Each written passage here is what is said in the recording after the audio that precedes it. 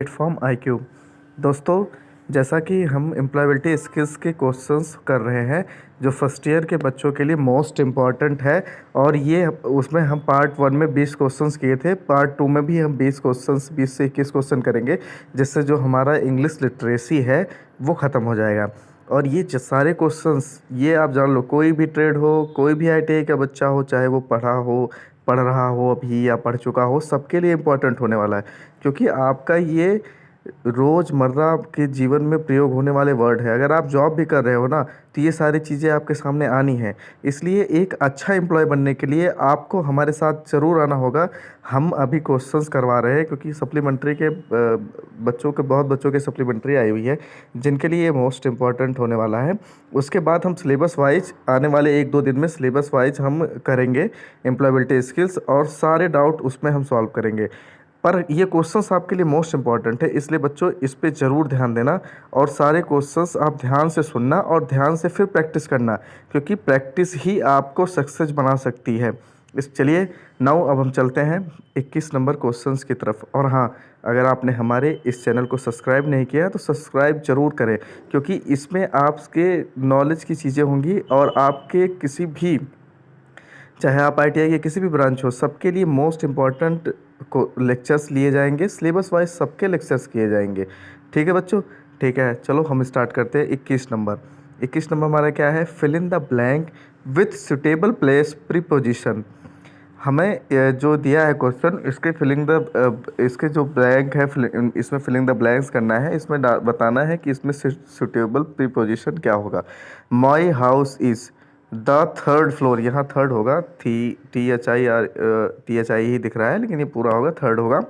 मेरा घर क्या है? ये इसका कहने का मतलब है कि मेरा घर थर्ड फ्लोर पे है। मतलब इस घर में जो ये बना हुआ हमारी बिल्डिंग, इस बिल्डिंग में हमारा घर क्या है? थर्ड फ्लोर पे है। तो यहाँ हम क्या करेंगे? पहले हम क्वेश्चंस पढ़ेंगे। क्वेश्चंस पढ़ने के बाद ध्यान से हम देखेंगे कि इसमें 4 ऑप्शन दिए हैं। 4 ऑप्शन में ये मान के चलो आपको कि 2 ऑप्शन तो आप ऐसे ही देख के बता दोगे कि ये हो ही नहीं सकता। जैसे आपका एट तो होता है, एट मतलब पर होता है, ठीक है। इन मतलब में होता है, ये हो ही नहीं सकता। ऑन पर होता है, अंडर अंदर होता है। तो हमें इन चारों में से क्या, 2 तो हमने काट दिया, इन और अंडर, लेकिन बचा हमारा क्या? एट और ऑन। आप मोटा मोटा ये जान लो कि एट का प्रयोग हम वहाँ करते हैं जो कुछ समय के लिए किसी के ऊपर वो होता है। जैसे रेलगाड़ी क्या है? प्लेटफॉर्म नंबर 4 पे आई, तो रेलगाड़ी के लिए जब वो पर का प्रयोग करेंगे तो वहाँ प्लेटफॉर्म नंबर पे आ रही है, तो मतलब वहाँ एट का प्रयोग करेंगे। जैसे टाइम से पहले जब पर आता है तो हम क्या करते हैं? एट का प्रयोग करते हैं। पर फिजिकली जैसे क्या है कि मेरा घर थर्ड फ्लोर पे है, तो ये फिजिकली मतलब वो थर्ड फ्लोर पे हमेशा ही रहेगा। ऐसा थोड़ा ना है कि आज थर्ड फ्लोर पे है कल नहीं रहेगा। मैंने पानी का बॉटल क्या किया? मेज पर रखा, तो इसके लिए भी पर पे क्या होगा? ऑन का प्रयोग होगा। मैं दरवाजे पे खड़ा हूँ, इस पर के लिए भी क्या होगा? ऑन का प्रयोग होगा। इसलिए हमारा इसका आंसर क्या होगा? C number. Filling the correct question word dash is the speaker at the function. अब क्या है इसमें? इसमें क्या है कि क्वेश्चन पूछ रहा है, is the speaker at the function. तो मतलब ये कोई पूछ रहा है ना आपसे कि कौन स्पीकर है, इस फंक्शन का स्पीकर कौन है। तो कौन के लिए किसका वर्ड करेंगे? हु का। किस वर्ड का प्रयोग करेंगे कौन के लिए? हु का। इसलिए इसका आंसर क्या हो जाएगा? D number. Low level language is also called. Low level language किसका होता है? मशीन के लैंग्वेज को हम क्या बोलते हैं? लो लेवल लैंग्वेज बोलते हैं। इसलिए इसका आंसर क्या होगा? C number. Pronunciation refers to. Pronunciation मतलब होता है कि आप जो बोल रहे हो, जो साउंड आप निकाल रहे हो, वो क्या है? प्रोनाउंसिएशन है। इसमें आप देखो, इसलिए जो हमारा प्रोडक्शन ऑफ साउंड है वो इसका सही आंसर होगा, क्योंकि जो हम बोलते हैं, जो वर्ड हम बोलते हैं, उसी को हम बोलते हैं कि ये हम प्रोनाउंसिएशन कर रहे हैं। अब हम आगे चलते हैं 25 नंबर क्वेश्चंस की तरफ। Rearrange the following set of the word into meaningful sentence. Teacher slash school slash word slash CAS। हमें क्या करना है? ये जो वर्ड दिए हुए हैं इनको अरेंज करना है। अरेंज करके इसका एक मीनिंगफुल सेंटेंस हमें बनाना है। मतलब ऐसा हम इसको कर दें कि इसका एक मीनिंग निकले। अभी क्या? टीचर स्कूल वर्ड CAS, क्या मीनिंग? टीचर मतलब टीचर, स्कूल स्कूल मतलब स्कूल, विद्यालय, वर्ड मतलब काम करती है, सी मतलब वह, ए मतलब ए, एस माने जैसे। क्या मीनिंग निकला? कुछ नहीं निकला ना। तो हमें इसको ऐसे अरेंज करना है कि क्या हो कि इसका एक मीनिंगफुल वर्ड निकले कि इसमें सही कौन सा लग रहा है आपको? School worked as as a C teacher, क्या इसका मीनिंग है? कुछ नहीं, मतलब क्या कि उसको ऐसे ही सीधे रख दिया, विद्यालय काम जैसे एक स्कूल टीचर। भाई वह एक एक टीचर, कोई वर्ड नहीं निकला। She worked as a school teacher, वह एक स्कूल टीचर के रूप में काम करती है। She teacher worked as a school, ये भी इसका भी कोई मीनिंग नहीं निकल रहा। Word she as a school teacher, तो इसमें सही आंसर क्या होगा? इसलिए जो बी वाला हमारा है इसका सही मीनिंग निकल रहा है, इसलिए इसका आंसर क्या हो जाएगा? हमारा बी हो जाएगा। The word that expresses a sudden and strong feeling is called. हम ऐसे किसी वर्ड का, ये कह रहा है कि हम ऐसे किसी वर्ड का प्रयोग करते हैं जो क्या हो कि जल्द अचानक निकलता हो और ये हमारे स्ट्रॉन्ग फीलिंग के साथ निकलता हो। जैसे आप जा रहे हो रोड पे, किसी का एक्सीडेंट हो गया, तो निकलता है ना, या फिर इंडिया इंडिया मैच जीत गई, हर्रा, मतलब हम खुश हुए कि इंडिया मैच जीत गई। तो ऐसे वर्ड किस में आते हैं? इंटरजेक्शन में आते हैं। पंचुएशन मतलब क्या होता है? पंचुएशन मतलब पंचुएशन मार्क होते हैं कि आपका कॉमा हुआ, तो ये आंसर तो हो ही नहीं सकता। इंटरजेक्शन मतलब कि इंटरजेक्शन आपका एक्सक्लेमेटरी वाला होता है, जिसके बाद में एक्सक्लेमेटरी मार्क्स लगे होते हैं, वो हमारा इंटरजेक्शन क्वेश्चंस होते हैं। कंजक्शन मतलब जोड़ना होता है, वो जोड़ने को मैं और तुम जैसे स्कूल जा रहे हैं, ये चीज़ हुआ। और एपिस्ट्रोफे मतलब हुआ कि एपिस्ट्रोफे आपका हो जाएगा, ये भी नहीं होगा क्योंकि एपिस्ट्रोफे मतलब संयुक्त वर्ड हो जाएगा, ये भी नहीं होगा। तो ये चीज़ हो गया, तो इसलिए इसमें कौन सा होगा? इंटरजेक्शन होगा, बी बी नंबर सही होगा। अब हमारा है 27 number. When you greet higher officials such as teacher, instructor और सुपरवाइजर यू शुड यूज, मतलब जब आपसे कोई ग्रेड हायर ग्रेड का ऑफिशियल्स हो, मतलब आपसे ऊपर का कोई ऑफिसर हो, आप कहीं एम्प्लॉय बन के किसी फर्म में काम करने गए या किसी इंडस्ट्री में काम करने गए, तो जाहिर सी बात है कोई आपका मैनेजर होगा, कोई आपका इंजीनियर होगा या कोई आपका सुपरवाइजर होगा, क्योंकि आप पहले जाओगे तो ट्रेनिंग ही जाओगे, तो सब आपके लिए सीनियर ही होगा। तो अपने से सीनियर, जैसे अभी आप स्कूल में पढ़ रहे हो तो आपका टीचर मिल गया, इंस्ट्रक्टर मिल गया, तो उसको सुबह सुबह क्या बोलोगे? आप उसको हाय हेलो थोड़ा ना करोगे, आप उसको क्या बोलोगे? Good morning. इसलिए इसका आंसर क्या हुआ? ए नंबर हुआ। Which is the silent letter in the word answer. हम क्या बोलते हैं? आंसर। आंसर नहीं बोलना है हमें, हमें आंसर बोलना है। आंसर में कौन सा वर्ड साइलेंट होता है? डब्लू। तो हमारा आज से प्रोनाउंसिएशन आंसर, आंसर का क्या होगा? Answer, not answer, answer. इसलिए हमारा डब्लू सही होगा। अब हम 29वें नंबर की तरफ चलते हैं।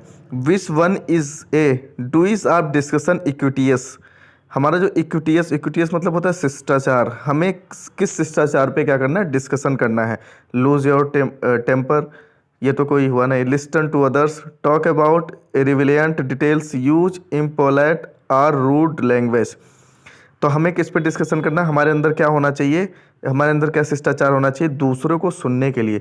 जैसे अभी मैं बोल रहा हूँ तो आप मुझे सुन रहे हैं, आपके अंदर ये, जिसके अंदर ये पेशेंस आ गया दूसरे को सुनने वाला, जिसके अंदर ये क्वालिटी आ गई दूसरे को सुनने वाला। जैसे मान लो आपका कोई सीनियर है, आपके सीनियर आपको समझा रहा है, लेकिन आपके अंदर इतनी क्षमता नहीं है कि आप इंडस्ट्री में गए कि किसी की बातों को सुन सकें, मतलब कुछ सीख सकें। जब तक आप सुनोगे नहीं तब तक आप सीखोगे नहीं। इसलिए आप अपने हैबिट में सुनना ज़रूर लाइए। आपका नीचे का ही कोई कर्मचारी हुआ, आपका नीचे का ही कोई एम्प्लॉय हुआ, मान लो कल का आप सुपरवाइजर बन गए, कल का आप इंजीनियर के लेवल पे पहुंच गए, तो आप अपने सुपरवाइजर को समझाओगे। तो समझाने का मतलब उसे केवल समझाओगे नहीं, उसकी बातों को भी सुनोगे, उसकी दिक्कतों को भी सुनोगे। जब उसकी बातें और दिक्कतों को सुनोगे तभी तो उसका एक प्रॉपर हल आप निकाल पाओगे। वही चीज़ है आपके अंदर, आपकी जो शिष्टाचार में होना चाहिए, आपकी एक हैबिट में आना चाहिए कि आप दूसरे के लिस्टन टू अदर्स करो। इसलिए इसका आंसर क्या हो गया? 29 नंबर का बी हो गया। 30 नंबर का, which one is don't of discussion equity. आपको किसी के साथ क्या डिस्कशन नहीं करना है, अपने शिष्टाचार में क्या लाना है? आप रोज के शिष्टाचार में आप दूसरे के साथ क्या डिस्कशन नहीं करेंगे? आर्गू अननेसेसरी, आप किसी के साथ बिना मतलब का आर्गू नहीं करेंगे। ये आपके आदत में होना चाहिए, ये आपका एक शिष्टाचार होना चाहिए। ये हमेशा समझ लो, ये आपके दिमाग में हमेशा रहना चाहिए कि आपको किसी से आर्गू नहीं करना है, क्योंकि आर्गू करने पे मन मुटाव बढ़ता है। आपके अंदर जो टीम लीडर की क्षमता है वो टीम लीडर की क्षमता भी घटती है। आपके ही टीम के लोग आपको पसंद करना नहीं पसंद करेंगे। आप आर्गू बिना मतलब का किसी से आर्गू करोगे, जिसका कुछ मतलब नहीं है, जिसके कोई पूछ नहीं है, जिसका कोई मुंह नहीं है, उस चीज़ को लेके अगर आप आर्गू करोगे तो आपसे आपके ही लोग कतराएंगे, यार जाने दो, अभी यार 10 मिनट ये ले लेगा, बिना मतलब का आर्ग्यू करेगा और सुबह सुबह दिमाग का दही बना देगा। इसलिए हमें क्या करना है कि अपने आदत में डालना है कि हमें किसी के साथ अननेसेसरी आर्गू नहीं करना है। इसलिए 30 नंबर का हमारा क्या होगा, डी हो जाएगा। विच one is a brain of computer. हम जानते हैं कि कंप्यूटर का ब्रेन क्या होता है, सीपीयू, सेंट्रल प्रोसेसिंग यूनिट, जिसे हम सीपीयू बोलते हैं शॉर्ट फॉर्म में। ये क्या है, कंप्यूटर का ब्रेन है। इसलिए 31 नंबर का आंसर क्या हो गया, B. Which one is cardinal number. जो हम 1 2 3 4 5 पढ़ते हैं ना, जो हम लिखते हैं ना, न्यूमेरिकली वर्ड्स जो हम यूज करते हैं, जो हमारे नोट पे लिखा होता है, हमारी गाड़ी के मीटर में लिखा होता है, जो अक्सर हर जगह दिखता है, वो हमारा क्या है, कार्डिनल नंबर है। तो आप दिमाग में बैठा लो, एक कार्डिनल नंबर हो गया और एक हमारा क्या हो गया, रोमन नंबर। इसमें 3 ऑप्शंस रोमन नंबर है और एक ही आपका कार्डिनल नंबर है जो 1 और 0 लिखा हुआ है। 1 है, 5th है, 7th है और क्या है आपका, क्या है, 11th है। इसलिए हमारा ए नंबर सही हो गया। Which one is a cardinal number. Same question, इसमें क्या है, आप देखते ही तुरंत पहचान जाओगे कि 10th 2nd और 4th हमारा क्या है, रोमन नंबर है और 3 क्या है, कार्डिनल नंबर है। 34 का भी वही same question, which one the cardinal number. इसमें एक डी नंबर ही होगा, क्योंकि क्या है, 4th है, 10th भी क्या है आपका रोमन, ये फर्स्ट भी क्या है, रोमन है, पर 1 क्या है, कार्डिनल नंबर है। Which one is a cardinal number, वही चीज़ है। आप देखो 1 5th 8 2nd, यही क्या कर दिया, वो पहले ऊपर न्यूमेरिकल और रोमन वर्ड में सीधे लिख रहा था, अब ये क्या कर रहा है कि आपको वर्ड में लिख के दे रहा है। इसलिए 1 क्या होगा, हमारा कार्डिनल नंबर होगा। Which one is an exclamatory sentence. Exclamatory sentence आप कैसे पहचानोगे, एक्सक्लामेंट्री मार्क्स से। इसमें क्या है कि आपका 1 नंबर क्या है, what is a beautiful house it is. इसमें एक्सक्लामेंट्री मार्क पीछे दिया है ना, तो मतलब क्या है, ये एक्सक्लामेंट्री सेंटेंस है। पर हम एक से तो संतुष्ट होंगे नहीं, हमें 4 ऑप्शन दिया है, चारों हम देखते हैं। It is a beautiful house slash दे दिया है, तो मतलब क्या है कि ये इसके पीछे मार्क्स कुछ एक्सक्लामेंट्री मार्क्स लगा नहीं, तो ये होगा नहीं। Is it A beautiful house, ये क्या है, क्वेश्चन मार्क दिया है। क्वेश्चन मार्क दिया तो ये क्वेश्चंस वाले वर्ड हो गए, प्रश्नवाचक वर्ड हो गए। योर हाउस इज़ ब्यूटीफुल, यहाँ भी कोई कुछ नहीं दिया है, तो मतलब हमारा 36 का पहला सही हो जाएगा। इसलिए पहला आंसर सही होगा कि इसके पीछे एक्सक्लामेंट्री मार्क्स दिया है, इसलिए ये क्या हो गया, एक्सक्लामेंट्री सेंटेंस हो गया। विच वन इज़ एक्टिव वॉइस, हाँ ये चीज़ है। एक्टिव वॉइस और पैसिव वॉइस भी हम पढ़ेंगे अपने सिलेबस में। फिलहाल आप अभी क्वेश्चंस पे फोकस करो, जो आपके एग्ज़ाम, चाहे वो ईयरली एग्ज़ाम हुआ चाहे सप्लीमेंट्री एग्ज़ाम हुआ, सबके लिए इंपॉर्टेंट होगा। लेकिन अभी हम फिलहाल क्वेश्चंस को करेंगे।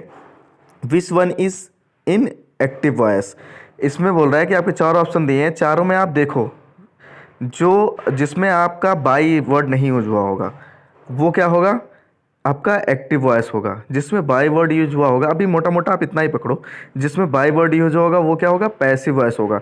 तो Ram has pass the exam, इसमें क्या है, बाई का प्रयोग नहीं हुआ है, मतलब क्या है, ये एक्टिव वॉइस है। द बॉल वाज काच बाय हिम, बॉल क्या हुआ, उसके द्वारा पकड़ा गया, मतलब क्या हुआ, कैच लिया गया। तो इसमें बाई का प्रयोग हो, यह कैसा हो गया, पैसिव वॉइस हो गया। उसके अगले वाले में भी बाई का हुआ है, पैसिव वॉइस। उसके अगले वाले में भी बाई का हुआ है, पैसिव वॉइस। इसलिए नीचे के 3 हमारे गलत हो गए और ए नंबर हमारा क्या हो गया, सही हो गया। तो 37 का ये सही है। 38, विच one is the passive voice.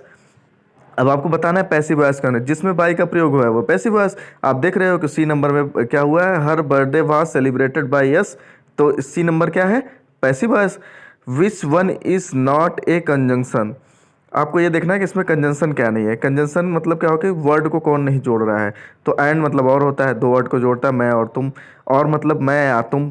But मैं ऐसा हूँ, बट ये वर्ड हो गया, पर ऑन क्या है, नहीं जोड़ता, इसलिए कंजंक्शन वर्ड नहीं है। पर ऊपर के 3 क्या है, कंजंक्शन वर्ड है। और डी नंबर क्या है, नहीं है।